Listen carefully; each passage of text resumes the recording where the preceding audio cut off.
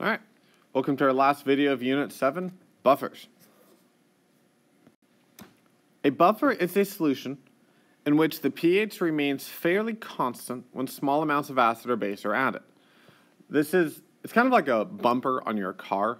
The goal of the bumper is basically to absorb a decent bit of the impact, especially on small impacts, without really damaging much of the rest of your car. So that's kind of how buffers work. You pour some acid, it doesn't really change a whole lot. That's at least the goal of it. A buffer is a solution of a weak acid and one of its salts, or a solution of a weak base and one of its salts. Now, when I say salt, I mean, well, let me give an example. A weak acid and one of its salts, or a weak base and one of its salts. What it typically comes down to, and I've actually heard of it before, is a weak acid and its conjugate base. So for example, weak acid, conjugate base, or a weak base, conjugate acid. Typically though, you're not really able to just add fluoride ion with it, so it's often associated with something else. It's best when the compound it's coming from comes from a strong acid or strong base, like coming from sodium hydroxide or like coming from hydrochloric acid. That way it doesn't really change much of the compound. The goal of it is just to get it in solution. But either way, you basically have a weak acid and a weak base.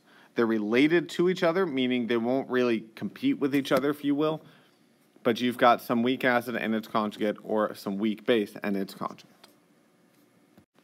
Alright, so this happens because buffers contain one component that can react with hydrogen ions, like the weak base, basically something that can kind of neutralize hydrogen, and another component that can react with hydroxide ions, which is our weak base, or weak acid. Basically, you've got a little bit to fight almost anything. Now, it may not be a whole lot, but it's enough to actually neutralize some of the acid that you add, or some of the base that you add. The buffer capacity, it's just a phrase you'll see every now and then, basically is the amount of acid or base that can be added to a buffer before any significant change in pH occurs. This is like how much acid you can add before it really stops being a buffer. Yeah, that's buffer capacity. The higher the concentration of the components that comprise the buffer, the higher the buffer capacity.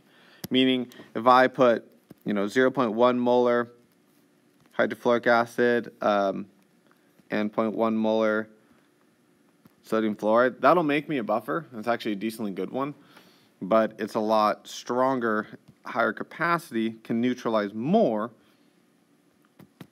if I use a higher molarity. That's really just what we're saying. So again, weak acid and its salt, which basically is a weak acid and its conjugate base strapped to some other ion. And typically that ion will come from a strong acid, so we learned yesterday, would form a neutral solution. So weak acid, conjugate base, more so weak acid, one of its salts. All right, so real quick example. Which of the following pairs can make a buffer solution? Now, you get to higher levels, we care more about this.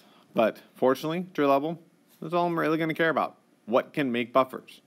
And probably which have higher capacity. But for today, not too bad. Let's look at the first one. What we need for a buffer is a weak acid and its conjugate base, or a weak base and its conjugate acid. All right, this is a weak base.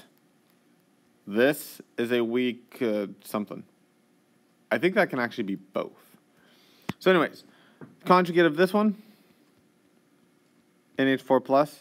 Conjugate of this could either be H2CO3 or CO3 2-. Meaning, if we have this in our compound, we'd have a buffer instead of this. Or if we had this compound and this, or this compound and this. Actually, no, that's strong acid. Nope, that's a weak acid. Sorry. This and this, we'd be fine. None of those are true, which means no, that is not a buffer. This is a weak acid. When you lose an H, it looks exactly like this, which means, yay, we have a buffer. Woo. And normally you would see this compound as in a like C6H5. Actually, that's a lie. Normally you'd see the Na at the end. Like this would be here. But again, because you don't really have a bottle of ions. They react with something to be stable. But when it's a stronger electrolyte, because it's an ionic compound, it's a salt, so that means it'll completely dissociate when we put it in water, which means you're really just going to find this floating around when you dissolve this. Anyways, that's a buffer. Thanks for watching.